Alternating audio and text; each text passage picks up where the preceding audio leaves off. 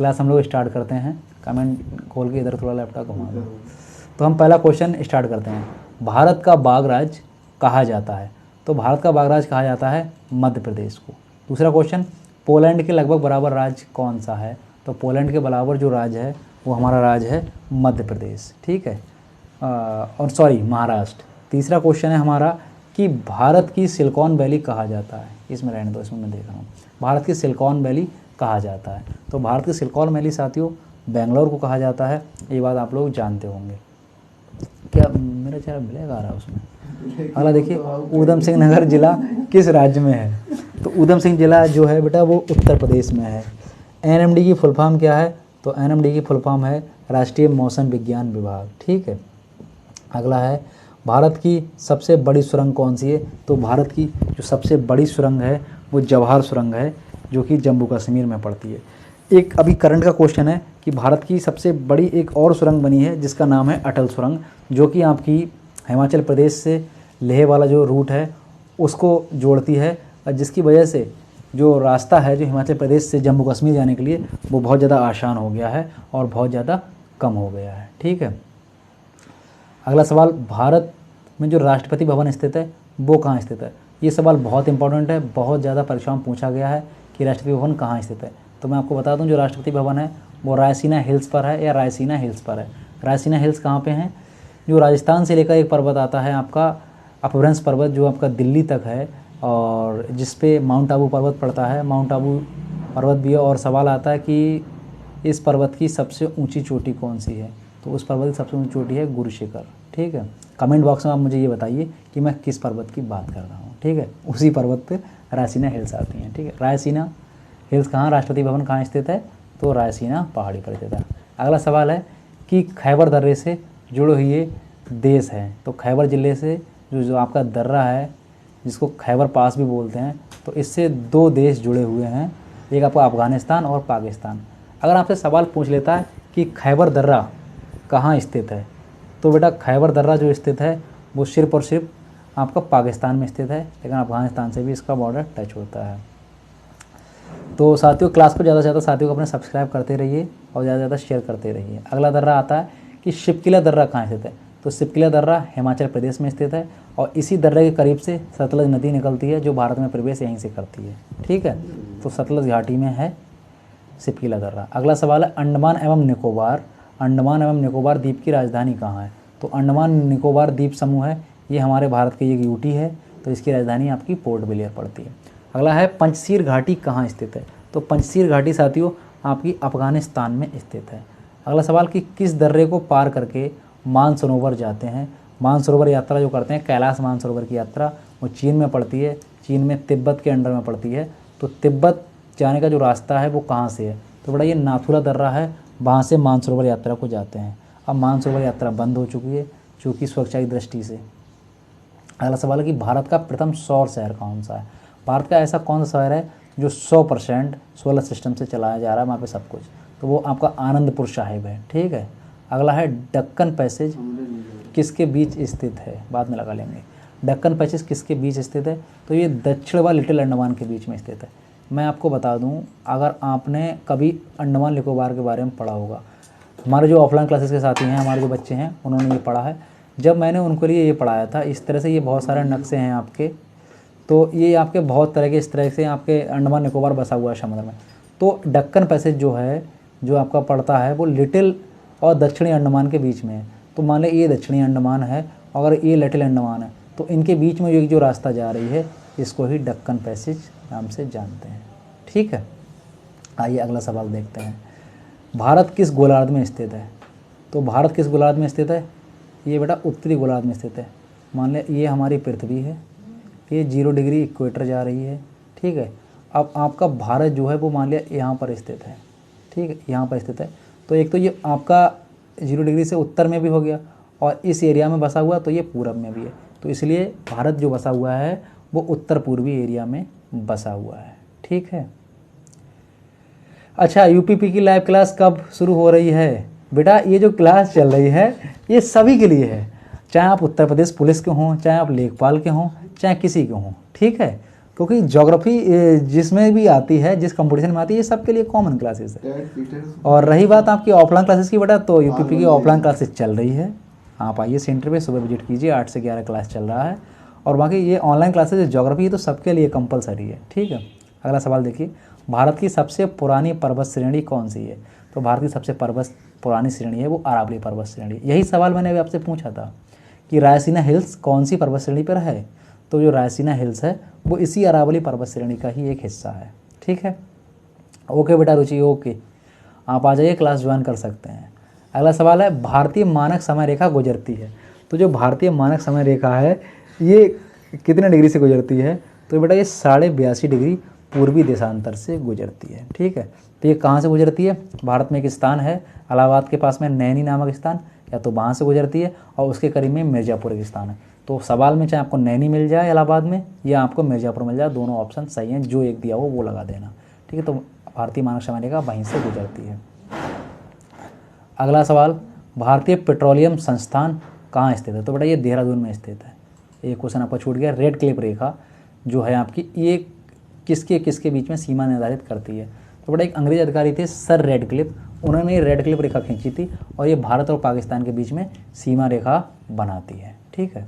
अगला सवाल आइए देखते हैं, अंडमान द्वीप समूह के सबसे निकट विदेशी देश कौन सा है? अंडमान द्वीप समूह के सबसे निकट विदेशी देश कौन सा है? बेटा ये गलत इसमें आंसर दिया हुआ है, ठीक है, क्योंकि अंडमान के सबसे पास में अगर हम बात करें तो बेटा बांग्लादेश आपका आ सकता है, ठीक है। ये आपका ऊपर म्यांमार आ सकता है, यहाँ पे पाकिस्तान दिया हुआ है, ये आपका कहीं ना कहीं मिसप्रिंट हुआ है हमसे, इसको आप लोग काट लीजिएगा। यहाँ पे आंसर आप लोग म्यांमार और बांग्लादेश कर सकते हैं, ठीक है। ये क्वेश्चन बेटा गलत दिया हुआ है। अगला, भारत का सबसे छोटा संसाधित प्रदेश कौन सा है? अगर हम भारत के यूटी की बात करें, सबसे छोटी यूटी भारत की कौन सी है? तो बेटा वो लक्षद्वीप है, ठीक है। अगला सवाल देखिए, विद्युत उत्पादन के लिए अपशिष्टों का प्रयोग करने वाला भारत का पहला शहर कौन सा है? यानी लाइट के उत्पादन के लिए जो हमारे कचरा होता है या अपशिष्ट पदार्थ होते हैं या डैमेज पदार्थ होते हैं, तो इनका प्रयोग करने वाला पहला शहर कौन सा जिससे लाइट बनाई जा रही है अपशिष्टों का प्रयोग करके? तो वो चेन्नई है। इंपॉर्टेंट सवाल है, अच्छा सवाल है। अगला सवाल देखते हैं आइए, कि माउंट एवरेस्ट किसके नाम पर रखा गया? जो माउंट एवरेस्ट है, तो माउंट एवरेस्ट का नाम किसके नाम पर रखा गया? तो भारत के एक व्यक्ति थे, एक भारत के महापर्यवेक्षक थे, एक अंग्रेज अधिकारी थे ये, तो इनके नाम पर इसका नाम माउंट एवरेस्ट रखा गया, ठीक है। अगला, सल्टोरा पर्वतमाला स्थित है, कहाँ स्थित है? तो बेटा काराकोरम, जो आपने पर्वतमाला का नाम सुना होगा कभी, काराकोरम पर्वतमाला है, तो उसी में आपका सल्टोरा पर्वतमाला स्थित है। अगला सवाल, भारत में सबसे पहले निर्मित सिनगॉग कहाँ है? तो ये केरल में सबसे पहले सिनगॉग का निर्माण हमारे भारत में हुआ था। अगला सवाल, भारतीय मानक समय रेखा ये जीएमटी से कितना ज़्यादा चलती है? जीएमटी आप जानते हैं, जीएमटी का मतलब होता है ग्रीनविच मीन टाइम, जो पूरे विश्व में समय का निर्धारण करती है, ग्रीनविच मीन टाइम। तो ये आपको कमेंट बॉक्स में बताना है कि ग्रीनविच मीन टाइम कहाँ से होकर गुजरती है, ठीक है। ये इसका आंसर आपको कमेंट बॉक्स में बताना है। अब सवाल है कि भारतीय मानक समय रेखा जीएमटी से कितने आगे चलती है? तो बेटा जीएमटी से हमारे देश की जो रेखा है, भारत की मानक समय रेखा, ये 5.5 घंटे आगे चलती है, ओके। अगला सवाल आइए देखते हैं, कि पश्चिम बंगाल की सीमा कितने देशों से लगती है? तो पश्चिम बंगाल की सीमा 2 देशों के साथ अपना साझा करती है हिस्सा। अब आपको बताना वो कौन कौन से देश हैं, तो मैं ही बता दे रहा हूँ। आप कहोगे सारी बातें सर आप हमसे ही पूछ रहे हैं, तो बेटा पश्चिम बंगाल अपनी सीमा एक तो बांग्लादेश के साथ साझा करता है और एक नेपाल के साथ साझा करता है, ठीक है। नेपाल साथ में कहाँ पर साझा करता है? आपने देखा होगा पश्चिम बंगाल ऊपर सिक्किम से टच होता है, और सिक्किम के बराबर में नेपाल है, तो वहाँ तक अपनी सीमा ये टच करता है।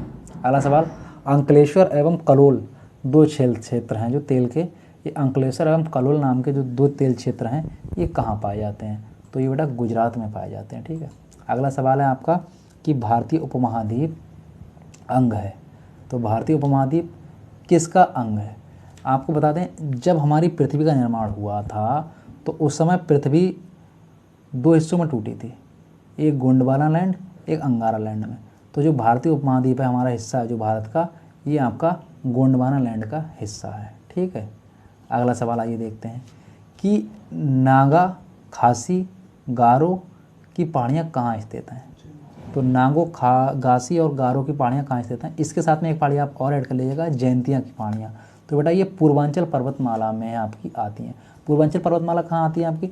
जो हमारे भारत की 7 सिस्टर्स वाले जो राज्य हैं जो हमारे पूरब में पड़ते हैं, तो ये सारी पहाड़ियाँ वहाँ की हैं। नागालैंड की पहाड़ी अभी मैं आपको बता दूँ, और खासी, गारो और जयंतियाँ, ये तीनों पहाड़ियाँ आपकी मेघालय की हैं। ठीक है, एक सवाल मैं आपको और बता दूँ, यहाँ पे इंपॉर्टेंट सवाल है। सवाल आता है कि भारत में सर्वाधिक वर्षा कौन से स्थान पे होती है? तो आप ये बात जानते हैं कि मेघालय में होती है, चेरापूंजी में होती है और मासिन राम गाँव में होती है। लेकिन सवाल ये बनता है कि कौन सी पहाड़ी पे वो वर्षा होती है। ठीक है, ये आपको कमेंट बॉक्स में बताना है। अगला सवाल कि पीर पंजाल पर्वत श्रेणी कहाँ स्थित है? तो पीर पंजाल जो पर्वत श्रेणी है आपकी, ये भारत में ही स्थित है। ठीक है, आप जब मैंने आपके लिए ज्योग्राफी क्लास में पढ़ाई थी, जब मैंने हिमालय का विभाजन किया था, तो हिमालय को जब मैंने 3 जगह बांटा, तो मैंने वहाँ पे पीर पंजाल पर्वत श्रेणी भी पीर पंजाल वाली पढ़ाई थी। जो ऑफलाइन वाले बच्चे हैं हमारे, अभी लाइव नहीं आए, वो पता नहीं कहाँ सो रहे हैं, जब वो इस क्लास को देखेंगे तो इसमें के लगभग 80 से 90% क्वेश्चन उनको मैं क्लास में करवा चुका हूँ, और वो इन सारे क्वेश्चनों को बहुत अच्छे से कर पाएंगे। अगला सवाल, नाथुला दर्रा स्थित है? तो दर्रे भी मैंने क्लास में पढ़ाए थे, तो नाथुला दर्रा आपका सिक्किम में स्थित है। अगला सवाल कि क्षेत्रफल में भारत का कौन सा स्थान है? पूरे वर्ल्ड की अगर हम बात करें तो क्षेत्रफल में भारत का स्थान कौन सा है? 7वां है। ये बात आप लोग को मैंने बता रखी है। अगला सवाल कि भारत का सबसे अधिक आर्द्र स्थान कौन सा है? यानी भारत में सबसे अधिक आर्द्र स्थान कौन सा है? तो बेटा इसका आंसर है मासिन राम, जहाँ पे मतलब सबसे ज़्यादा हमेशा साल भर बारिश होती है, इसलिए सबसे ज़्यादा ये आर्द्र स्थान है। अगला बाल्टोरा हिमनद स्थित है? तो बाल्टोरा हिमनद अभी मैंने आपको बताया था कहाँ है, शिवालिक पहाड़ियों पे, तो शिवालिक में। अगला सवाल आइए देखते हैं। Great Mantra, very nice, thank you.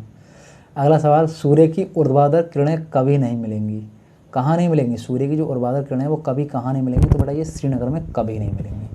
अगला सवाल कि भारत के दक्षिणी छोर का नाम, इंदिरा पॉइंट है, इसको आप टेलीग्राम पे शेयर कर दीजिए, इसका लिंक करेगा इसके, ठीक है। भारत के दक्षिणी छोर का नाम, तो भारत में देखो 4 छोर हैं हमारे, पूरब, पश्चिम और उत्तर दक्षिण। तो आपको चारों के नाम मैं आपको बता दे रहा हूँ। भारत के दक्षिणी छोर का नाम है, ये इंदिरा पॉइंट है जो कि निकोबार द्वीप में पड़ता है, ये वाला हो गया। अब आपको भारत का उत्तरी पॉइंट बताना है, ठीक है, इसका नाम इंदिरा कॉल है। अगर भारत के पूर्वी पॉइंट की बात करें तो जिसका नाम कीबुथु है, कीबीथु, जो कि आपका अरुणाचल प्रदेश में पड़ता है। अगर भारत का सबसे पश्चिमी बिंदु की बात करें तो जिसका नाम गौर माता है, जो गौर माता आपका राजस्थान में पड़ता है। ठीक है, तो मैंने आपको भारत के चारों बिंदु बता दिए। भारत के दक्षिणी छोर का नाम इंदिरा पॉइंट, भारत के उत्तरी छोर का नाम इंदिरा कॉल, और भारत के पूर्वी क्षेत्र का नाम कीबीथु, और भारत के पश्चिमी क्षेत्र का नाम आपका हो गया गौर माता या गौर माता। ठीक है बेटा, कहाँ चले गए सब लोग? हम आधे घंटे तो लेट हैं, वो किसी प्रॉब्लम की वजह से हम लोग लेट हो गए, लेकिन आप लोग कहाँ चले गए सभी लोग? सभी लोग भैया क्लास को ज़्यादा से ज़्यादा देखो, शेयर करो। रुचि कहाँ हो बेटा? आपके तो कमेंट भी आना बंद हो गए। आपने एक ही क्वेश्चन पूछा कि सर पुलिस का क्लास चल रहा नहीं चल रहा है। चलिए अगला सवाल देखते हैं कि मैकाल पर्वतमाला किस राज्य में स्थित है? तो जो मैकाल पर्वतमाला है ये छत्तीसगढ़ में स्थित है। अगर भारत के उत्तरी छोर से गुजरने वाला अक्षांश कौन सा है?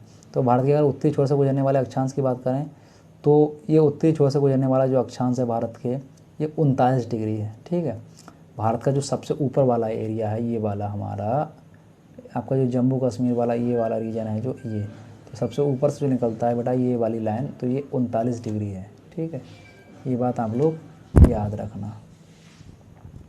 अगला सवाल कि त्रिपुरा 7 सिस्टर का सदस्य, ये आप लोग जानते हैं, 7 सिस्टर्स में त्रिपुरा भी आता है जो। ठीक है, अगला सवाल आपका हम बताते हैं कि आंध्र प्रदेश एवं तमिलनाडु का तटीय भूभाग कौन सा है? ये सवाल आज नहीं कल हमारी एक स्टूडेंट पूछ रही थी कि भैया कोरोमंडल कहाँ पड़ता है? तो जो मैंने उसको बताया था कि तटीय राज्य होते हैं जो हमारे समुद्र किनारे राज्य हैं, उसमें जो आंध्र प्रदेश एवं तमिलनाडु का जो तटीय भूभाग है उसको कोरोमंडल भूभाग हम लोग कहते हैं। ठीक है, अगला सवाल, सबसे लंबी तटरेखा वाला राज्य कौन सा है? जो हमारे समुद्री राज्य हैं, जो हमारे 9 समुद्री राज्य हैं, समुद्र के किनारे, ये वाले जो हमारे, एक सेकंड, जो चाहो सो बना लो, ठीक। जो हमारे नीचे 9 समुद्री राज्य हैं, यहाँ पे आपके गुजरात से लेकर और इधर उड़ीसा तक, और ये वेस्ट बंगाल तक, ठीक है। ये 9 राज्य हैं हमारे। तो इन 9 राज्यों में अगर सबसे लंबी तटरेखा की बात करें तो सबसे लंबी तटरेखा आपकी गुजरात की है, ठीक है। सवाल आ जाता है, अब सवाल आ जाता है कि सबसे छोटी तटरेखा कौन से राज्य की है, ये भी तो पता होना चाहिए। तो सबसे छोटी तटरेखा बेटा गोवा की है, ठीक है। अगला सवाल, माउंट एवरेस्ट पर चढ़ने वाली पहली भारतीय महिला कौन थी? तो माउंट एवरेस्ट पर चढ़ने वाली पहली जो भारतीय महिला हैं, अगर मैं उनकी बात करूं तो बेटा वो आ जाती हैं आपकी बचेंद्री पाल, ठीक है। पहली भारतीय महिला है जिनका नाम है बचेंद्री पाल, ठीक है। आइए अगला सवाल देखते हैं हम लोग। ये तो हमने देख लिया कि माउंट एवरेस्ट पर चढ़ने वाली पहली भारतीय महिला आपकी बचेंद्री पाल जी हो गई। अब अगला सवाल अभी मैं आपको दिखाता हूँ कि भारतीय तटरेखा की लंबाई टोटल कितनी है। तो भारतीय तटरेखा की अगर टोटल लंबाई की बात करें तो टोटल लंबाई जो है बेटा वो 7500 किलोमीटर है, ठीक है, करीब 7500 प्लस ही है। अब आगे बढ़ते हैं इसके कि भारतीय तटरेखा की लंबाई तो हो गई आपकी 7500 किलोमीटर। इसके बाद में भारतीय जो दूसरा सबसे ऊंचा पर्वत शिखर है वो कौन सा है, ठीक है। पूरे वर्ल्ड में सबसे ऊंचा पर्वत शिखर कौन सा है, आप लोग जानते हैं कि माउंट एवरेस्ट है। अब माउंट एवरेस्ट की लंबाई कितनी है, तो 8848 किलोमीटर, ठीक है। ये बात आप लोग बहुत अच्छे से जानते हैं कि माउंट एवरेस्ट की लंबाई 8848 किलोमीटर है। एनसीईआरटी कुछ जगह 8850 भी मानता है, ठीक है। इसकी लंबाई अब बढ़ गई है, लेकिन 8848 ही अभी ज़्यादातर बुक्स में दिया हुआ है मीटर। ये हमारी एवरेस्ट की लंबाई है जो कि पूरे विश्व की सबसे ऊंची पर्वत चोटी है। लेकिन बात करें दूसरी सबसे ऊंची पर्वत चोटी कौन सी है, पर्वत शिखर कौन सा है, तो K2 गॉडविन ऑस्टिन ही है हमारी, ठीक है, जिसकी लंबाई 8611 मीटर है। अगला सवाल आता है कोंकण रेलवे स्टेशन की लंबाई कितनी है। तो कोंकण रेलवे स्टेशन की लंबाई जो है बेटा, कोंकण रेलवे की जो लंबाई है वो 760 किलोमीटर है। अगला सवाल, कोंकण रेलवे आपको बता दूं क्या है। जो हमारे रेलवे के जोन बटे हुए हैं भारत में 17-18 जोन हैं, तो उनमें एक कोंकण रेलवे भी जोन है। तो इसकी लंबाई 760 किलोमीटर है। यानी आप सोचेंगे कौन से रेलवे की इतनी लंबी लंबाई हो गई, तो ये जोन की लंबाई है, ठीक है, कि इतने जोन में ये कोंकण रेलवे फैला हुआ है। अगला सवाल, भारत में छत्रक सेल पाए जाते हैं। छत्रक सेल कहाँ पाए जाते हैं, जो छत्रक वाली शिलाएँ कहाँ पाई जाती हैं, किस टाइप की, छतरीन टाइप की जो सेल पाई जाती हैं, तो ये बेटा थार के मरुस्थल में पाई जाती हैं, ठीक है। अगला सवाल, उत्खात भूमि शिलाकृति कहाँ पाई जाती है। जो उल्खात वाली भूमि की शिलाकृति है ये कहाँ पाई जाती है, तो ये चंबल की घाटी में पाई जाती है। आपका वो चंबल की घाटी कहाँ है, तो चंबल की घाटी जो मध्य प्रदेश और मध्य प्रदेश के किनारे जो यूपी का लगा हुआ एरिया है, तो वहाँ पे आपकी चंबल की घाटी पाई जाती है, ठीक है। चंबल के डाकू तो सुने ही होंगे सब लोगों ने, वही वाली चंबल की घाटी है। चंबल नदी अपने यहाँ पे जो लाती है बाढ़ के द्वारा और जो मैदानों को बनाती है, रेतीले टेलों को बनाती है, टीलों को, वही चंबल की घाटी का निर्माण कर लेते हैं। यहाँ पे बड़ी बड़ी फिर झाड़ियाँ और बड़ी बड़ी घासें वहाँ पे जमा आती हैं। यही होता है बस चंबल की घाटी, और कुछ नहीं। अगला है भारतीय मरुस्थल को कहते हैं। तो भारत में जो मरुस्थल पाया जाता है, भारत में जो मरुस्थल है उसको क्या कहते हैं, तो उसको कहते हैं बेटा थार का मरुस्थल, ठीक है। क्या कहते हैं, थार का मरुस्थल। अगला, द्वीप एक द्वीप बना।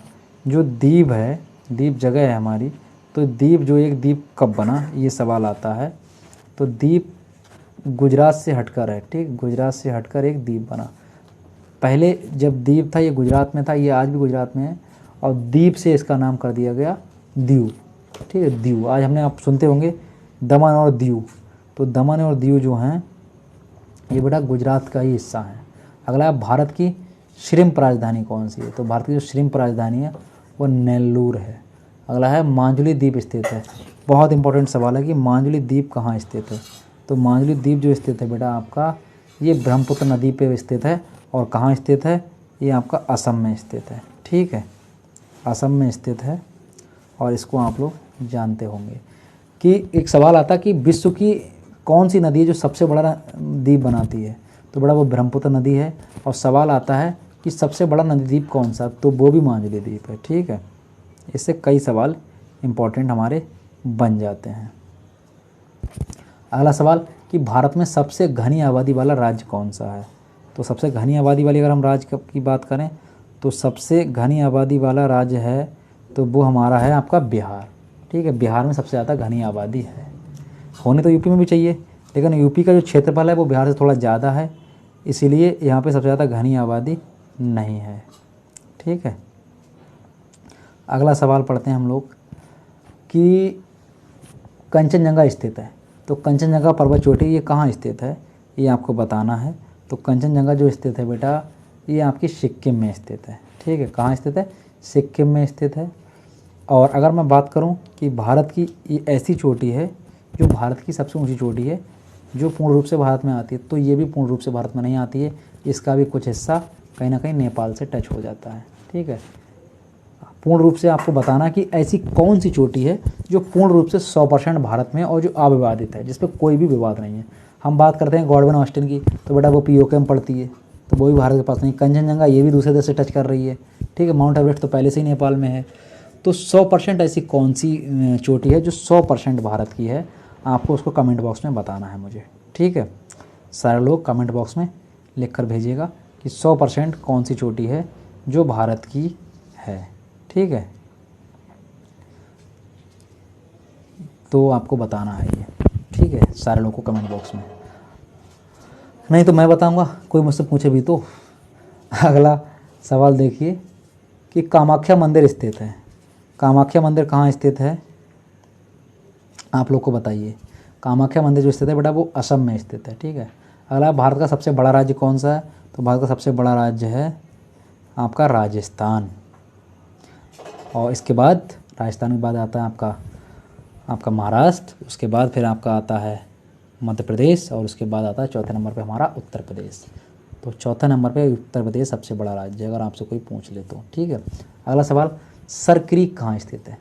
सर क्रीक एक जगह है जो गुजरात और भारत के बॉर्डर पर, यानी भारत और पाकिस्तान के बॉर्डर पे सर क्रीक। तो ये सर क्रीक कहाँ पे पड़ता है, ये बेटा पड़ता है जो आपका एरिया आपने सुना होगा कच्छ का रण वाला जो एरिया है, ये वहाँ पे पड़ता है। ठीक है, कच्छ के रण वाले एरिया में सर क्रीक पड़ता है। तो कच्छ के रण में आपने देखा होगा एक नोचनुमा जगह होती है, मैं आपको देखो दिखाता हूँ। कभी आपने इस चीज़ पे ध्यान दिया, ये जो हमारा ये वाला एरिया है, जो गुजरात वाला ये वाला, तो ये जो है ये वाला जो एरिया है ये वाला, तो समुद्र का जो पानी है वो यहाँ तक भर जाता है। तो यहाँ पे एक लाइन खींची गई है, तो वो वहीं पे सर क्रीक विवाद थोड़ा सा पाकिस्तान से रहता है। तो वो क्या कहते हैं, वो दलदली भूमि है, तो कभी वो लाइन जो वहाँ पे खींची गई है जो बॉर्डर निर्धारित करती है वो थोड़ा सा कभी पाकिस्तान की तरफ खिसक जाती है, कभी इंडिया की तरफ खिसक जाती है, तो उस पर हमेशा विवाद रहता है। तो ये सर क्रीक जो जगह है वो यहीं पर पड़ती है, गुजरात और पाकिस्तान के बॉर्डर पर। तो ये विवादित स्थल है थोड़ा सा समुद्र के किनारे। और बस आपसे पूछ लिया जाएगा तो सर क्रीक कहाँ स्थित है, तो गुजरात के साथ लगी हुई भारत पाक सीमा पर स्थित है। इसके अलावा एक और ऑप्शन दे सकता है कहाँ स्थित है, तो ये कच्छ के रण में भी स्थित है। ठीक है, कच्छ का रण वाला हिस्सा जो है थोड़ा सा पाकिस्तान में भी आता है और थोड़ा सा हमारे इंडिया में भी आता है, ये हमारे भारत में भी आता है। आइए आगे बढ़ते हैं कि किस राज्य ने पवन ऊर्जा विकसित की है। तो पवन ऊर्जा अगर विकसित की बात करें, सनी सैनी, हाँ बेटा नमस्ते नमस्ते नमस्ते सनी सैनी, आज तुम्हारे बहुत दिन बाद दर्शन हुए। महाराज कहाँ रह रहे हो आजकल, हैं? हमने सुना तुम तो कहीं बाहर जॉब वॉब कर रहे हो, कभी घूमने आया करो बेटा, सेंटर पे तो कभी घूमने आ जाया करो कम से कम, अगर यहाँ रह रहे हो तो कभी।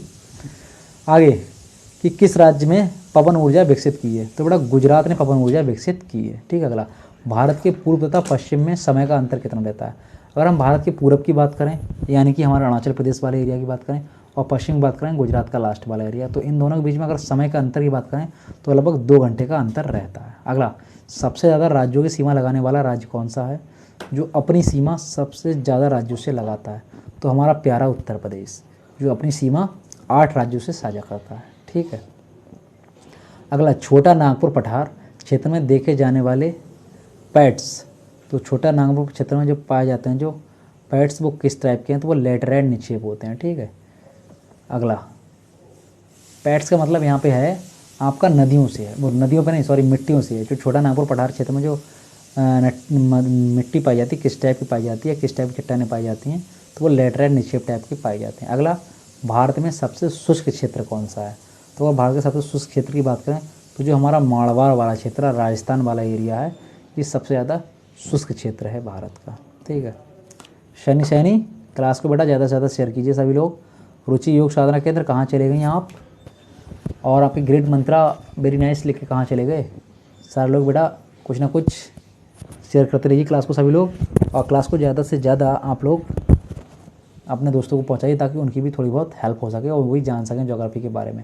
ठीक है, जो बच्चे ऑफलाइन नहीं पढ़ पा रहे हैं हमसे, या कहीं बेचारे नहीं पढ़ पा रहे हैं, किसी के पास पैसे की दिक्कत है, किसी के पास बाहर आने की दिक्कत है घर से, किसी के पास बहुत सारे प्रॉब्लम्स हो सकते हैं, तो उनके लिए यूट्यूब चैनल बनाए गए हैं बेटा, इसीलिए बनाए गए हैं ये।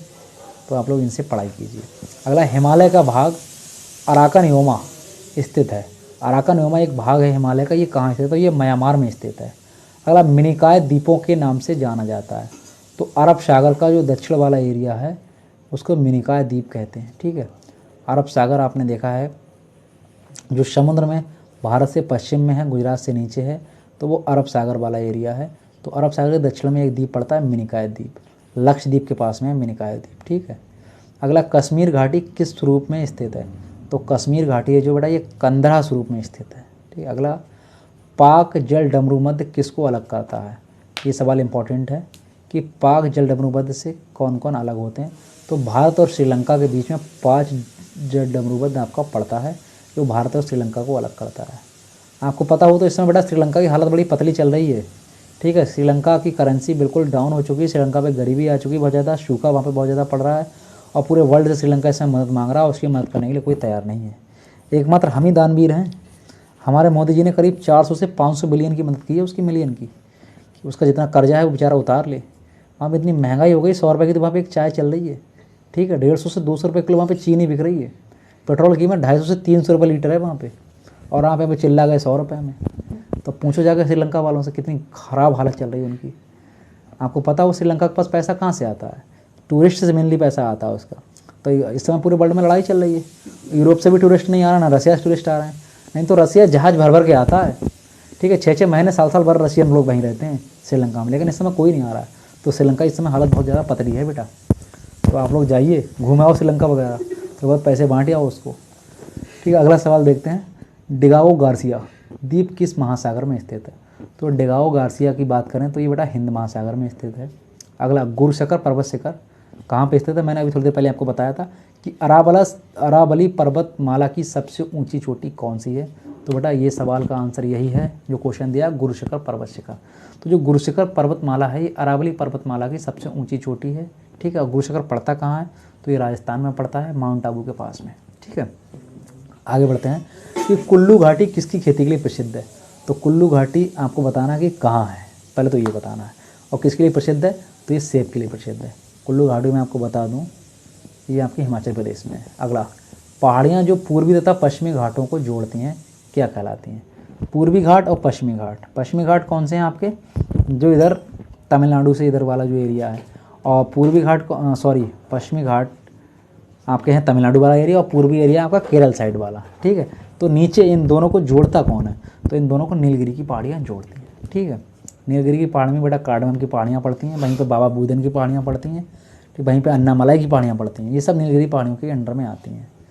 अगले, घोड़े की नाल जैसा पड़ोसी द्वीप समूह कौन सा हमारा? ऐसा कौन सा पड़ोसी हमारा द्वीप समूह जिसका आकार घोड़े की नाल की तरह है? तो बेटा वो मालदीव है। आपने देखा होगा मालदीव कितना अजीबोगरीब लगता है। मैं दिखा दूँ आपको घोड़े की नाल उसको क्यों कहा गया। ये इस तरह से है समुद्र में, इस तरह से, तो ये घोड़े की नाल ही लग रहा है ना, इस तरह से है ना ये, तो घोड़े की नाल लग रहा नहीं लग रहा है? तो मालदीव है जो घोड़े की नाल की तरह है। ठीक है, अगला सवाल, मालदीव तो घोड़े की नाल की तरह है। आपने कभी पाकिस्तान का नक्शा देखा कैसा है? कभी देखा है? ध्यान से, मैं नहीं कहूँगा इतनी गंदी बात उसके लिए, ध्यान से देखना। ठीक, पाकिस्तान कैसा लगता है? ऐसा लगता है जैसे डॉग बैठा होता है ना, डॉग की जो बैठी हुई पोजीशन होती है इस टाइप की, तो पाकिस्तान का नक्शा इस टाइप का है, ध्यान से देखना। अगला देखिए सवाल कि 4 ऊंचे दर्रों को पार करने वाली सड़क, ऐसी कौन सड़क है जो 4 ऊंचे दर्रों को पार करके निकलती है? तो बेटा जो मनाली से लेह जाते हैं तो वो 4 दर्रे से होकर ही जाते हैं। अच्छा, क्रिएशन वर्ल्ड नितेश, अच्छा नितेश जी स्वागत है भाई नितेश। शैलेंद्र कुमार नमस्ते, नमस्ते सर जी नमस्ते। अरे साहब बड़े बड़े महान लोग आज आ गए, हमको देख रहे हैं, बहुत बहुत धन्यवाद। नितेश भाई भी हमारे आ गए हैं और शैलेंद्र भाई भी हमारे आ गए हैं, बड़े सम्मानीय लोग हैं दोनों हमारे लिए, टीचर हैं दोनों भाई, दोनों मास्टर साहब हैं, हमारे बड़े भाई हैं। ठीक है, कोई मैथमेटिशियन है, कोई है, कोई इंजीनियर साहब है, महान लोग हैं भाई, ये बड़े टीचर हैं। बड़ा सौभाग्य हमारा कि जो हमारे चैनल पे ये लोग हमको देख रहे हैं आज। आइए आगे देखते हैं कि विंध्य के दक्षिण में सबसे ऊंची चोटी कौन सी है? तो बड़ा विंध्य के दक्षिण की अगर सबसे ऊंची चोटी की बात करें, विंध्य के दक्षिण की सबसे ऊंची चोटी की बात करें तो बेटा वो है अनाईमुड़ी। ठीक है, अनाईमुड़ी। अगला सवाल कि भारत के उत्तर पूर्व में स्थित तेल क्षेत्र।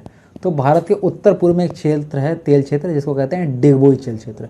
अब आपको बता दें डिगबोई कहाँ पड़ता है, तो डिगबोई असम में पड़ता है। ठीक है, वो एल के क्लासेस वाले पूछना है कि वो 4 दर्रे कौन कौन से हैं।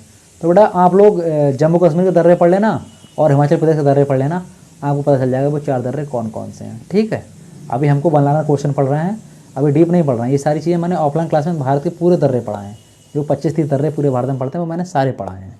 ठीक है, एल के क्लासेस जी, आप लोग हिमाचल प्रदेश के दर्रे और एक बार जम्मू कश्मीर के दर्रे पढ़ लेना, आपको सारे दर्रे वो मिल जाएंगे।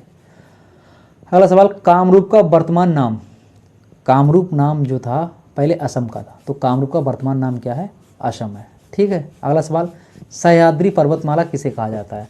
तो जो पूर्वी घाट और पश्चिमी घाट होता है, तो पश्चिमी घाट वाला जो एरिया है उसको ही सह्याद्री पर्वतमाला कहते हैं। ठीक है, अगला सवाल देखिए कि केरल के तट को क्या कहते हैं? तो केरल के तट को मालाबार तट कहते हैं। ठीक है, मालाबार तट। अगला सवाल कि जोजिला दर्रा जोड़ता है, तो जोजिला दर्रा बेटा श्रीलंका को लेह से जोड़ता है। ठीक है, अगला सवाल, पूर्व तटीय मैदान का अन्य नाम। तो अन्य नाम है इसका कोरोमंडल तटीय मैदान। ठीक है, कोरोमंडल तटीय मैदान। अगला, रायपुर किसकी राजधानी है? तो रायपुर छत्तीसगढ़ की राजधानी है, आपको पता ही होगा। अगला सवाल कि हिमालय की उत्पत्ति हुई थी, तो हिमालय की उत्पत्ति किससे हुई थी? टेथिस सागर से हुई थी। जब मैंने आपको बताया था जब हमारी पृथ्वी टूटी थी 2 भागों में, पहले समुद्री समुद्र, पहले हर जगह पानी ही पानी था, तो एक एरिया टेथिस सागर का हुआ, तो टेथिस सागर वाले एरिया से ही हिमालय की उत्पत्ति हुई थी। ठीक है, ये टॉपिक पढ़ता है एक ज्योग्राफी का, वर्ल्ड ज्योग्राफी का टॉपिक है कि पृथ्वी की उत्पत्ति या जीवों की उत्पत्ति वाला एक टॉपिक है। बायोलॉजी में भी है, वर्ल्ड ज्योग्राफी में भी है, तो वहाँ पे आप जब कभी पढ़ेंगे डीपली तब आपको बताया जाएगा कि पेंजिया, अंगारा लैंड, इन सब में टूटा था, तो टेथिस सागर वाला एरिया था, टेथिस सागर सी वाला एरिया था, तो उसी से बेटा हिमालय की उत्पत्ति हुई थी। ठीक है, अभी हम लोग ज्योग्राफी नहीं पढ़ रहे हैं बहुत ज़्यादा डीप, हम ज्योग्राफी से जो इंपॉर्टेंट क्वेश्चन बनते हैं वो बनाना, सिर्फ क्वेश्चन पढ़ रहे हैं, कह सकते हैं हम लोग अपनी रिवीजन कर रहे हैं। ज्योग्राफी, पूरे भारत की ज्योग्राफी और वर्ल्ड ज्योग्राफी में जो 7 कंटिनेंट हैं, ये सारे मैंने क्लास में ऑफलाइन अपने बच्चों को करा दिए हैं, तो मैं उन सबका ये रिवीजन करा रहा हूँ। ठीक है, वो सारे लोग इनको देखें और वो अपना रिवीजन करें, और वो ये देखें कि सर ने जो पढ़ाया तो वो हम इतने से कितने क्वेश्चन कर पा रहे हैं। ठीक है, अगला सवाल, बंगाल की खाड़ी एवं मन्नार की खाड़ी के बीच में स्थित है। तो बंगाल की खाड़ी और मन्नार की खाड़ी में जो स्थित है वो है आपका पाक स्ट्रेट। ठीक है, या पाक जलडमरूबंद भी इसी को कहते हैं। अगला, गुजरात प्रसिद्ध है, तो गुजरात किसके लिए प्रसिद्ध है? बावड़ियों के लिए। बावड़ी जानते हो क्या होता है? बावड़ी एक प्रकार के मकान होते हैं, एक प्रकार के घर होते हैं, तो उस टाइप के जो घर हैं वो गुजरात में पाए जाते हैं। ठीक, बावड़ियों के लिए। अब काय के लिए फेमस है, और भी आप जानते हैं, गुजरात नरेंद्र मोदी जी के लिए फेमस है, वो हमारे देश के प्रधानमंत्री भी हैं और उन्होंने आज हमारे देश को काफ़ी पावरफुल भी बना दिया है। और इसके अलावा गुजरात में स्टैचू ऑफ यूनिटी भी पाई जाती है, जो कि सरदार पटेल की मूर्ति है, जो पूरे वर्ल्ड की सबसे ऊंची मूर्ति है। ठीक है, तो इसके लिए फेमस है। ठीक है, अगला सवाल, कुल्लू घाटी स्थित है। कुल्लू घाटी कहाँ स्थित है? तो कुल्लू घाटी आपकी लद्दाख एवं पीर पंजाल श्रेणी के बीच में स्थित है। ठीक है, लद्दाख एवं पीर पंजाल श्रेणी के बीच में स्थित है। राज्य की बात करें तो हिमाचल प्रदेश में है। ठीक है, अगला सवाल, भारत के भौगोलिक मानचित्र कौन तैयार करता है? तो बड़ा एक हमारा सरकारी बोर्ड है भारतीय सर्वेक्षण विभाग, तो भारतीय सर्वेक्षण विभाग है, ये भारत के भौगोलिक मानचित्र तैयार करता है। अगला सवाल देखते हैं कि भारत का सबसे बड़ा संघ राज्य क्षेत्र कौन सा है? अगर बात करें कि भारत की सबसे बड़ी या सबसे बड़ा यूटी कौन सा है, सबसे बड़ा संसदीय प्रदेश कौन सा है, तो बड़ा हमारा वो अंडमान निकोबार द्वीप समूह है। ठीक है, एक सवाल मैं आपसे पूछता हूँ कि भारत का जो अंडमान निकोबार सबसे बड़ा द्वीप है, इसमें कितने द्वीप पाए जाते हैं? आपको कमेंट बॉक्स में बताना है, और उसमें से कितने ऐसे द्वीप हैं जिन पर जीवन संभव है या जिस पर लोग रहते हैं, और कितने द्वीप ऐसे हैं जो सुनसान हैं। ठीक है, ये आपको बताना है। अगला, भारत में राज्य कितने हैं? 28 राज्य हैं। केंद्र शासित प्रदेश कितने हैं? तो ये 9 लिखा है इसमें, इनको आप बेटा 8 कर लीजिएगा। ठीक है, अब आपके 8 रह गए हैं। ठीक है, अगला सवाल, भारत में कितने राज्यों से समुद्र तटरेखा लगती है? ये मैंने आपको थोड़ी देर पहले बताया, 9 राज्यों से लगती है। अगला सवाल, राष्ट्रीय पोषण संस्थान किस राज्य में स्थित है? तो राष्ट्रीय पोषण संस्थान हमारा आंध्र प्रदेश में स्थित है। आंध्र प्रदेश में एक और बेटा संस्थान स्थित है, तंबाकू शोध संस्थान या भारतीय तंबाकू शोध संस्थान, जो आंध्र प्रदेश में स्थित है। ठीक है, अब आपको बताना वो आंध्र प्रदेश में कहाँ स्थित है। अगला सवाल, पाली ताड़ा मंदिर स्थित है, तो ये भावनगर में स्थित है। नवीनतम पर्वत श्रृंखला कौन सी है, तो हिमालय जो है हमारी वो नवीनतम पर्वत श्रृंखला है। ठीक है।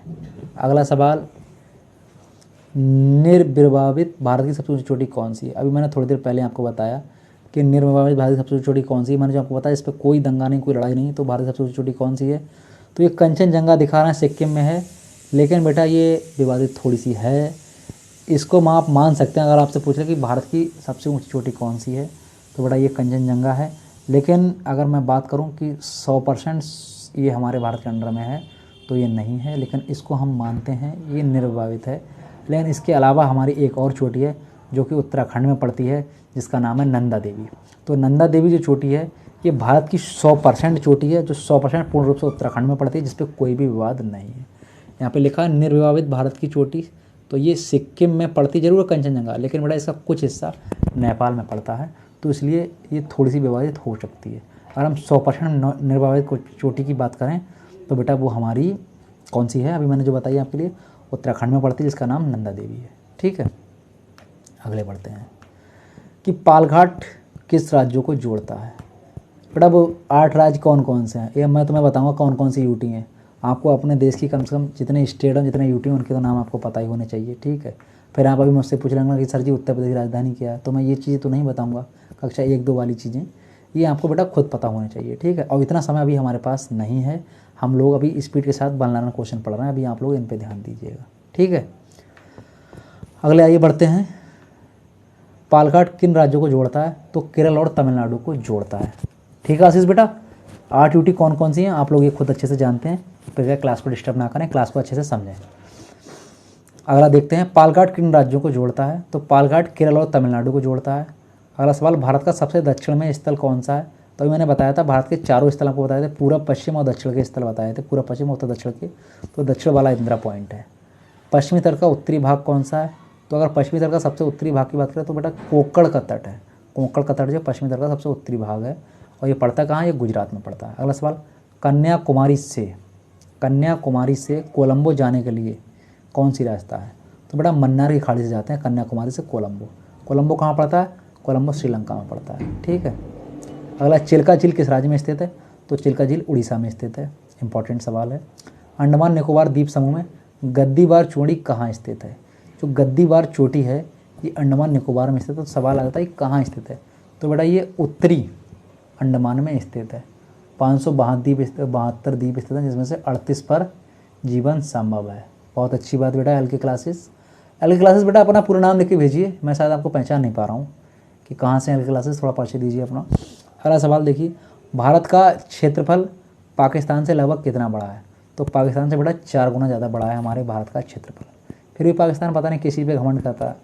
अगला सवाल, शबरीवाला मंदिर किस राज्य में स्थित है, तो बेटा ये बहुत ज़्यादा विवादित रहा है शबरीवाला मंदिर, तो ये केरल में स्थित है। ठीक है। अगला है, भारत का सबसे ऊंचा पठार कौन सा है, तो लद्दाख का पठार सबसे ऊंचा है। सतपुड़ा की रानी कहा जाता है, बहुत ही सुंदर जगह है जिसको सतपुड़ा की रानी कहते हैं बेटा, पंचमढ़ी को। पंचमढ़ी बहुत ही अच्छा टूरिस्ट प्लेस है जो मध्य प्रदेश के अंतर्गत पड़ता है। आप लोग एक बार जाइए, यहाँ पर घूम कर आइए, सनसेट देख के आइए, यहाँ के शिव मंदिर देख के आइए, बहुत बहुत अच्छी चीज़ें हैं यहाँ पे पंचमढ़ी में। तो ये सतपुड़ा की रानी इसको कहा जाता है। इस सतपुड़ा पर्वत श्रेणी के अंतर्गत पाया जाता है, उसी के अंडर में ही आता है ये। तो बेटा ये आपका पंचमढ़ी मध्य प्रदेश में पड़ता है, इसको ही सतपुड़ा की रानी कहा जाता है। अगला सवाल, प्रायद्वीपीय भारत की सबसे उच्चतम चोटी कौन सी है, तो प्रायद्वीपीय जो हमारा भारत है, प्रायद्वीपीय भारत कौन सा, जो समुद्र से अपने आप को टच करता है, तो उसकी सबसे ऊंची चोटी कौन सी है, तो अनाईमुड़ी है। आपको कमेंट बॉक्स में बताना कि अनाईमुड़ी कहाँ पड़ती है, साउथ इंडिया में अनाईमुड़ी कहाँ पड़ती है, बताइएगा बेटा कमेंट में सभी लोग। अगला सवाल, ग्रेटर हिमालय का दूसरा नाम, तो जो ग्रेटर हिमालय है हमारा, जो महान हिमालय है, जो हमारा बृहत्तम हिमालय है, जो हमारा ग्रेटर हिमालय है, इसको ही महान हिमालय, बृहत्तम हिमालय कई नामों से जानते हैं। इसका दूसरा नाम एक हिमाद्री भी है। हिमाद्री इसका नाम इसलिए है क्योंकि बेटा वर्ष भर ये हिम से ढका रहता है, ये बर्फ़ से ढका रहता है, इसलिए इसका नाम हिमाद्री है। ठीक है। अगला सवाल देखते हैं, आइए, यंग फोल्ड माउंटेन कहाँ जाता है, तो यंग फोल्ड माउंटेन्स किसे कहा जाता है, तो ये हिमालय को ही कहा जाता है। हिमालय की सबसे पूर्वी चोटी कौन सी है, तो हिमालय के सब हम सबसे पूर्व में जाते हैं तो अरुणाचल प्रदेश से हमारा भारत का सबसे पूर्वी राज्य है। तो हिमालय की सबसे पूर्वी चोटी बेटा अरुणाचल प्रदेश में पड़ती है, जिसका नाम है नामचा बरवा। बहुत इंपॉर्टेंट चोटी है, ठीक है। ये अगर भारत का क्षेत्रफल कितना है तो आपका है बेटा ये 32,87,590 वर्ग किलोमीटर ये भारत का क्षेत्रफल है। अगला है लक्षद्वीप में कितने द्वीप समूह हैं, तो लक्षद्वीप में बेटा 36 द्वीप समूह हैं। भारत में कितने केंद्र शासित प्रदेश हैं, ये 9 लिखे हैं, फिर से इसको चेंज कर लीजिएगा, 8 हैं, 8 इस समय प्रेजेंट टाइम में। अगला सवाल, झारखंड के उत्तर में स्थित राज्य कौन सा है, तो झारखंड के उत्तर में आप लोग बताइए बिहार स्थित है, सिंपल सी बात है। अगला, नियामगिरी पहाड़ी किस राज्य में स्थित है, तो नियामगिरी पहाड़ी जो आपकी है वो उड़ीसा में स्थित है, ठीक है। क्लास को शेयर करते रहिए सभी लोग ज़्यादा से ज़्यादा। अगला सवाल, वज्रपात स्थल है, वज्रपात जगह है वो कहाँ स्थित है, तो वज्रपात दार्जिलिंग में स्थित है। दार्जिलिंग कहाँ स्थित है आप लोग को ये बताना है, तो दार्जिलिंग की पहाड़ियाँ बहुत फेमस हैं, यहाँ पे चाय की खेती की जाती है, तो दार्जिलिंग वेस्ट बंगाल में स्थित है। अगला, भारत में ज्वालामुखी विस्फोटों से बना है, तो ज्वालामुखी विस्फोट से क्या बना है, जो हमारे साउथ के पठार हैं, जो दक्षिणी पठार हैं, ये ज्वालामुखी विस्फोटों से बने हैं, ठीक है। अगला सवाल, भारत की सबसे लंबी अंतर्राष्ट्रीय सीमा लगती है, तो भारत अपनी सबसे लंबी अंतर्राष्ट्रीय सीमा किससे लगाता है, तो बांग्लादेश से लगाता है, जो कि 4096 किलोमीटर तक अपनी सीमा बांग्लादेश से लगाता है। अगला सवाल, विश्व का दूसरा सबसे लंबा समुद्री तटीय शहर कौन सा है, ठीक है। तो बेटा सबसे लंबा जो समुद्री तटीय शहर है वो चेन्नई है। चेन्नई जो अपनी सीमा सबसे ज़्यादा लगाता है समुद्र से, तो विश्व में दूसरे नंबर पे है ये, ठीक है। अगला, बहे पठार जिसमें पश्चिम एवं पूर्व दोनों ओर बहने वाली जल निकास प्रणाली है, यानी जो मालवा का पठार है इससे पूरब की ओर भी जल बहता है और पश्चिम की ओर भी बहता है, ठीक है। मालवा पठार से कह सकते हैं कुछ नदियाँ पूरब की ओर जाती हैं, कुछ पश्चिम की ओर जाती हैं। अगला सवाल, भारत का शून्य मील केंद्र किसे कहा जाता है, या भारत का शून्य मील केंद्र के नाम से किसे जाना जाता है, तो जो नागपुर है, नागपुर को भारत का शून्य मील केंद्र कहते हैं। अगर कहीं से हम भारत की जो लंबाई अगर मापते हैं कहीं से, तो नागपुर से अगर मापेंगे तो नागपुर को ही हमने शून्य मील केंद्र कहा है, ठीक है। अगला सवाल देखते हैं, ललित पटेल खटीमा, अच्छा ललित पटेल खटीमा, आप एल के क्लासेस हैं, सॉरी भाई पता नहीं था, ठीक है। और अभी मैं पढ़ा रहा था, आपका फ़ोटो मेरे को दिख नहीं रहा है यहाँ पे कमेंट बॉक्स में। ओके ललित पटेल जी, स्वागत है आपका। ललित पटेल यार आप तो एक बड़े टीचर हैं, छात्र नेता हैं, बड़े, सभी साथियों को जोड़िए, अपने सारे स्टूडेंट्स को जोड़िए। और देख रहे हैं भैया आप तो हमारे सीनियर हैं वैसे भी। अगला सवाल देखते हैं कि हिमालय की सबसे बाहरी पर्वत श्रेणी कौन सी है, तो बेटा ये शिवालिक सबसे बाहरी पर्वत श्रेणी है, शिवालिक पर्वत श्रेणी। अगला है, सक्रिय ज्वालामुखी बैरन आइलैंड स्थित है, देखो भारत का एकमात्र सक्रिय ज्वालामुखी बैरन द्वीप पे है, इसको बैरन द्वीप कहते हैं। तो ये कहाँ पाया जाता है, तो ये अंडमान द्वीप समूह में पाया जाता है, बैरन द्वीप। तो ये हमारे भारत का एकमात्र सक्रिय ज्वालामुखी। सक्रिय ज्वालामुखी कैसे होते हैं, जो अपना हमेशा कुछ ना कुछ लावा, राख, आग, मलबा आदि हमेशा जो उगलते रहते हैं उनको सक्रिय ज्वालामुखी कहते हैं। अगला, हिमालय किस प्रकार का पर्वत है, तो बेटा हिमालय परतदार बलित पर्वत नहीं, सॉरी हिमालय परतदार पर्वत है, और ये नवीन पर्वत है, ठीक है, बलित पर्वत नहीं है, नवीन पर्वत है। कह सकते हैं कि नवीन पर्वत इसलिए है क्योंकि हिमालय की लंबाई अभी भी बढ़ रही है, ठीक है, अभी भी इसका निर्माण हो रहा है, इसलिए इसको नवीन परतदार पर्वत कहते हैं। आपने पढ़ा होगा पहले 8,848 इसकी ऊंचाई हम लोग पढ़ते थे, अब एनसीईआरटी में इसकी लंबाई 8,850 आने लगी, यानी कि इसकी 2 मीटर लंबाई बढ़ चुकी है अब तक। ओके, अगला सवाल, भारत का कौन सा क्षेत्र पारिस्थितिकी अति क्रियाशील माना जाता है, बहुत बढ़िया सवाल है। या ऐसे कह सकते हैं इस सवाल को कि भारत का कौन सा ऐसा क्षेत्र है जहाँ पे सबसे ज़्यादा जैव विविधता पाई जाती है, या बायोडाइवर्सिटी सबसे ज़्यादा कहाँ पे पाई जाती है, तो वो आपके पश्चिमी घाट में पाई जाती है, ठीक है। अब एक सवाल और आ जाता है कि पश्चिमी घाट में सबसे ज़्यादा कहाँ पाई जाती है, तो बेटा वो केरल में पाई जाती है। और फिर एक सवाल और बन सकता है कि केरल में सबसे ज़्यादा कहाँ पाई जाती है, तो वो हमारी शांत घाटी में या साइलेंट वैली में पाई जाती है, ठीक है। एक सवाल से 4-5 सवाल बन गए। अगला सवाल है, सबसे अधिक भूकंप आने की संभावना कहाँ रहती है, तो जो गंगा और ब्रह्मपुत्र की घाटी है यहाँ पर सबसे ज़्यादा भूकंप आने की संभावना रहती है। अगला सवाल, सियाचिन हिमनद किस घाटी के निकट है, तो सियाचिन जो हिमनद है ये नुब्रा घाटी में स्थित है, ठीक है, नुब्रा घाटी में स्थित है। अगला, मन्नार की खाड़ी ये कहाँ स्थित है? तो ये भारत और श्रीलंका के बीच में है, मन्नार की खाड़ी। पश्चिमी एवं पूर्वी घाट का मिलन कहाँ होता है? ये मैंने अभी आपको बताया था कि नीलगिरी की पहाड़ियों में होता है। अगला सवाल, भारत में सबसे लंबा समुद्र तट कौन सा है? तो ये मरीना बीच है। मरीना बीच है, ये भारत का सबसे लंबा समुद्र तट है और यहाँ पे जाके एंजॉय करते हैं लोग। वो आप सुनते होंगे वो सवाल गोवा वाले बीच में, तो ये इसी तरह के बीच होते हैं जहाँ पे लोग जाके एंजॉय करते हैं। अगला है, नंदा देवी पर्वत चोटी किस राज्य में स्थित है? तो बेटा यही सवाल जो भारत की कोई भी लड़ाई झगड़े दंगे वाली चोटी नहीं है, 100% पूर्ण रूप से भारत में आती, तो बेटा यही चोटी है नंदा देवी पर्वत चोटी, ये उत्तराखंड में स्थित है। ठीक है। अगला सवाल, अंडमान को निकोबार से कौन अलग करता है? तो 10 डिग्री चैनल अंडमान को निकोबार से अलग करता है। अरे भैया एल की क्लासेस कहाँ चलेगा ललित भाई। अगला सवाल है, भारत एवं तुर्कमेनिस्तान या तुर्किस्तान के बीच में पर्वत क्षेत्र कौन सा है? तो ये है काराकोरम पर्वत श्रेणी। अगला है, दक्षिण गंगोत्री। दक्षिण गंगोत्री क्या है पहले तो आप ये बताइए। तो आपने सुना होगा कंटिनेंट, एक अंटार्कटिका महाद्वीप का नाम सुना होगा। तो अंटार्कटिका महाद्वीप में भारत के कुछ रिसर्च स्टेशन बनाए गए हैं जो वहाँ पे खोज कर रहे हैं, वहाँ पे बहुत सारी चीज़ों की खोज कर रहे हैं, क्योंकि अंटार्कटिका में कोई भी मानव नहीं रहता है और ना पे वहाँ पे बहुत ज़्यादा कोई भी वनस्पतियाँ हैं, ना वहाँ पे कोई जानवर रहते हैं। बहुत ही मॉस या फर्न टाइप की बहुत निम्न कोटि की वहाँ पे वनस्पतियाँ पाई जाती हैं और वहाँ पे मतलब जानवर भी ना के बराबर हैं। सील मछली वगैरह एक दो वहाँ पे बहुत ज़्यादा कम जानवर पाए जाते हैं। तो अंटार्कटिका में टेम्परेचर बहुत ज़्यादा माइनस में रहता है, हमेशा बर्फ़ रहती है। तो दक्षिण गंगोत्री भारत का वहीं पे एक रिसर्च स्टेशन है, या दक्षिण गंगोत्री वहीं पे एक स्वचालित स्टेशन है भारत का। कहाँ पे? अंटार्कटिका में। दक्षिण गंगोत्री भी है, इसके अलावा और भी कुछ हैं। ठीक है, ये इस समय चल रहा है। बाकी कुछ ऐसे चैनल थे वहाँ पे, हमारे ऐसे रिसर्च स्टेशन थे जो बर्फ़ में पूर्ण रूप से ढक गए हैं या ख़त्म हो गए हैं। अगला, राज्य जो बांग्लादेश से 3 तरफ से घिरा है? तो त्रिपुरा, मतलब तीनपुरा, जो 3 तरफ से बांग्लादेश से घिरा हुआ है वो त्रिपुरा है। अगला, माउंट आबू किस पर्वत श्रृंखला पर स्थित है? अभी मैंने आपको बताया अरावली पर्वत श्रृंखला पर स्थित है। सॉरी। अगला सवाल, उत्तर एवं दक्षिण भारत को अलग करती है? तो उत्तर एवं दक्षिण भारत को जो अलग करती है वो हमारी विंध्याचल पर्वत श्रेणी अलग करती है, जो कि भारत के बीचा बीच में स्थित है। अगला, भीला द्वीप का नया नाम क्या है? बहुत अच्छा सवाल। तो भीला द्वीप का जो नया नाम है वो अब्दुल कलाम द्वीप है। तो अब्दुल कलाम द्वीप है। भीला द्वीप पड़ता कहाँ, आपको ये बताना है। ठीक है। भारत में बंजर भूमि का सबसे बड़ा हिस्सा कहाँ है?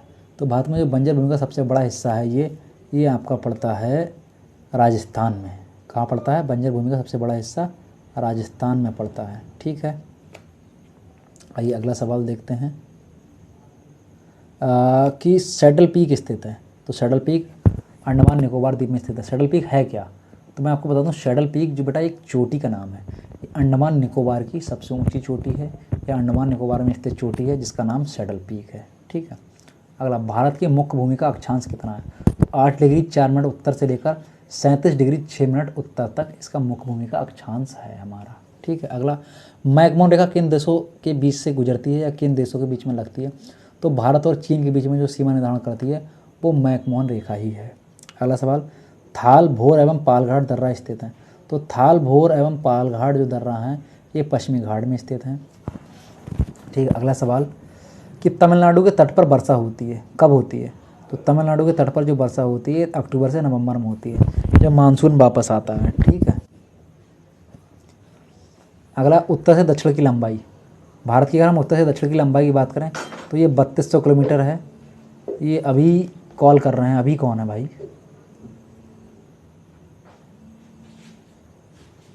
अगर भारत की हम लंबाई की बात करें उत्तर से दक्षिण तो 3200 किलोमीटर है, और पूरब से पश्चिम लंबाई की बात करें तो 2900 किलोमीटर है भारत की टोटल लंबाई। अगला, भारतीय उपमहाद्वीप किस भूभाग का हिस्सा है? तो भारतीय उपमहाद्वीप जो है वो गोंडवाना लैंड का हिस्सा है। ठीक है। अगला सवाल, अरे भैया काल काट दो, ये ललित गंगवार जी लिख रहे हैं एल की क्लासेस, अनाईमुड़ी पर्वत श्रृंखला भारत के पश्चिमी घाट की पर्वत श्रृंखला है जो केरल के एर्नाकुलम जिले और इडुक्की जिले में स्थित है। बहुत बढ़िया, बहुत ही well done, keep it up Lalit ji, बहुत अच्छा, बहुत अच्छे से तैयारी आपकी चल रही है लगता है। ठीक, बहुत अच्छी बात।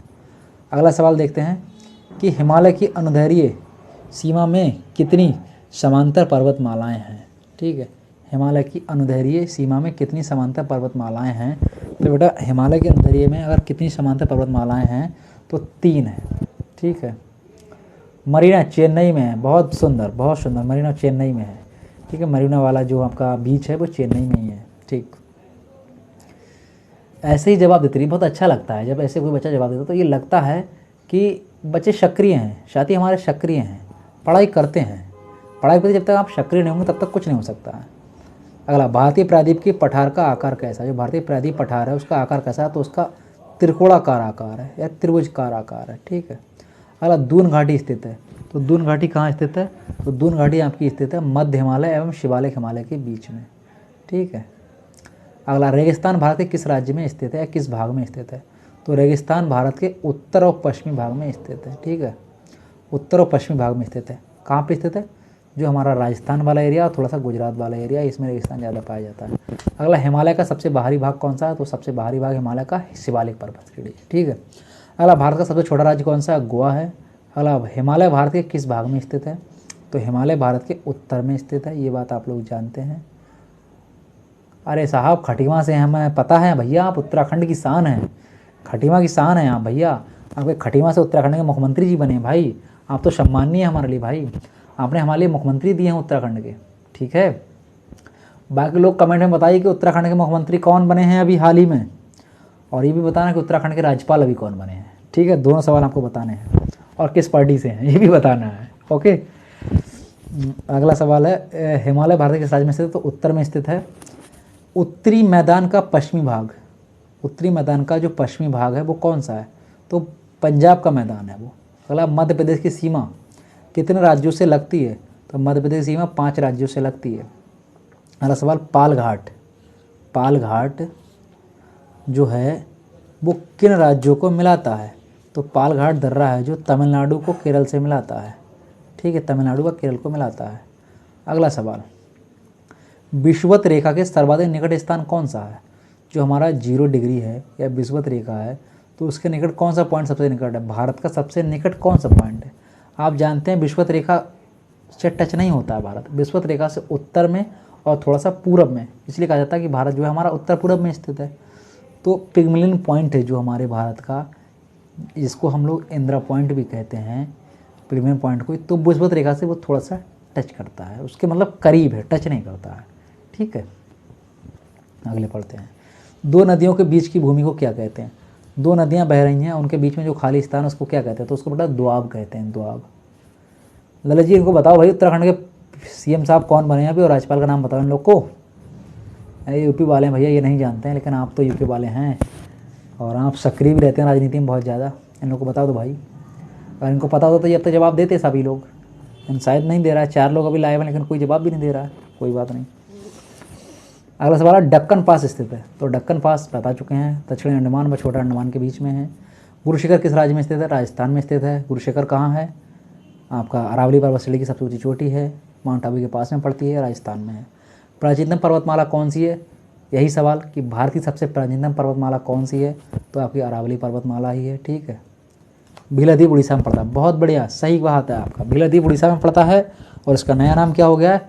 अब्दुल कलाम द्वीप, ठीक है। अब आपको ये बताना कि भीलादीप से क्या छोड़ा जाता है या अब्दुल कलाम द्वीप से क्या किया जाता है, वहाँ पर होता क्या है। अगला सवाल है कि प्राचीनतम पर्वतमाला अरावली पर्वतमाला है, आपको पता ही है।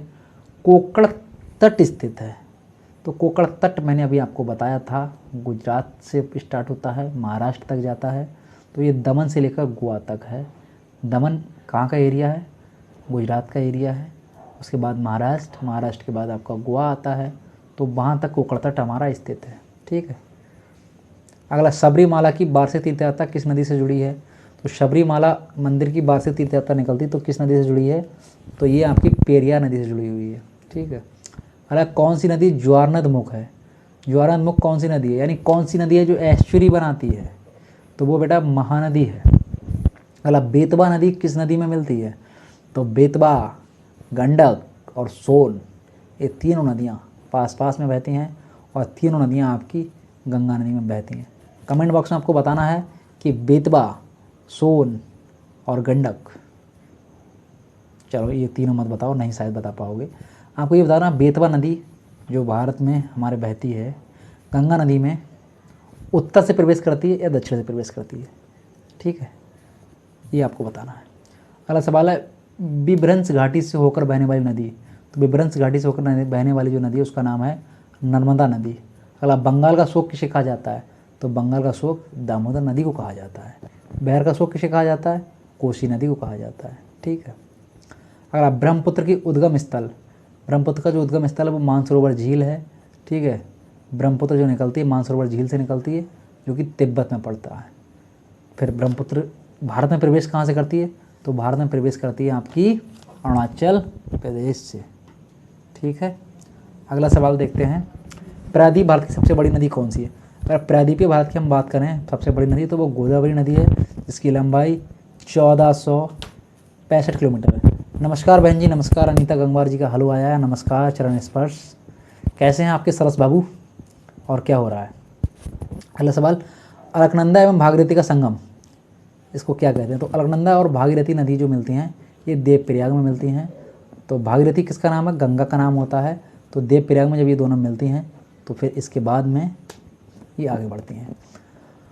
आगे पंचप्रयाग होते हैं, आपको पंचप्रयाग बताइए कौन कौन से हैं। अगला सवाल, ब्रह्मपुत्र को तिब्बत में कहा जाता है। तो ब्रह्मपुत्र को तिब्बत में शांगपो कहा जाता है, शांगपो। ठीक है। अगला, चंबल नदी बहती है। तो चंबल नदी 3 राज्यों से बहती है, उत्तर प्रदेश, मध्य प्रदेश और राजस्थान।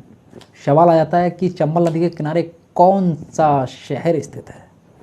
तो बेटा जो IIT वाले हैं, कोटा वाले हैं, तो कोटा शहर है जो हमारा चंबल नदी के किनारे स्थित है, ये बात याद रखना। अगला सवाल, भारत की वृद्ध गंगा कहा जाता है। वृद्ध गंगा का मतलब है भारत की बूढ़ी गंगा किसे कहा जाता है या बूढ़ी गंगा किसे कहा जाता है। तो बूढ़ी गंगा बेटा गोदावरी नदी को कहा जाता है। ठीक है, ओल्ड गंगा। अगला सवाल है, रिहंद बांध किस नदी पर बना है। तो जाहिर सी बात है रिहंद बांध रिहंद नदी पर बना होगा। अगला सवाल है आपके सामने कि सिंधु नदी का उद्गम स्थल कहाँ से हुआ है। तो सिंधु नदी का उद्गम स्थल अभी आपको बताया है कि कैलाश पर्वतमाला से हुआ है। ज़्यादातर नदियाँ कैलाश पर्वतमाला से निकली हैं, तिब्बत से निकली हैं। जो ऊपर हमारे हिमालय की नदियाँ हैं वो ज़्यादातर कैलाश पर्वतमाला, तिब्बत से, चीन से निकली हैं। अगला, सूरत किस नदी के किनारे स्थित है। तो सूरत ताप्ती नदी के किनारे स्थित है, गुजरात में पड़ती है। अगला सवाल, गुवाहाटी किस नदी के किनारे स्थित है। तो गुवाहाटी ब्रह्मपुत्र नदी के किनारे स्थित है।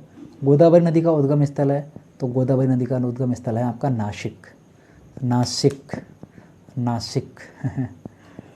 ठीक है, नासिक कौन सी नदी के किनारे स्थित है ये भी आपको बताना है। अगला सवाल, अरुणाचल प्रदेश में प्रवेश करने पर ब्रह्मपुत्र का नाम। जब अरुणाचल प्रदेश में ब्रह्मपुत्र नदी प्रवेश करती है तो उसका नाम हो जाता है दिहांग। ठीक है, ये बड़ा नाम बदलती है अपने, ब्रह्मपुत्र नदी, दिहांग। अगला सवाल, भारत का सबसे बड़ा ज्वारनद मुख किस नदी के मुहाने पर है। तो सबसे बड़ा ज्वारनद मुख का सबसे बड़ा एस्चुरी गोदावरी नदी के मुख पर है। ठीक है। अगला सवाल, नर्मदा नदी किस में गिरती है। तो नर्मदा नदी आपकी अरब सागर में गिरती है और बहुत सारी नदियाँ इधर बंगाल की खाड़ी में गिरती हैं।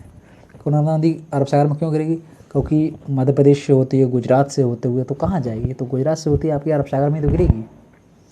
अगला है, गंगा में दक्षिण की ओर मिलने वाली नदी कौन सी है। तो गंगा में दक्षिण की ओर से मिलने वाली नदी है सोन। यही सवाल मैंने अभी आपसे ऊपर ही पूछा था, तो वो भी दक्षिण से ही मिलती है। ठीक है। ब्रह्मपुत्र नदी किस हिमनद से निकलती है।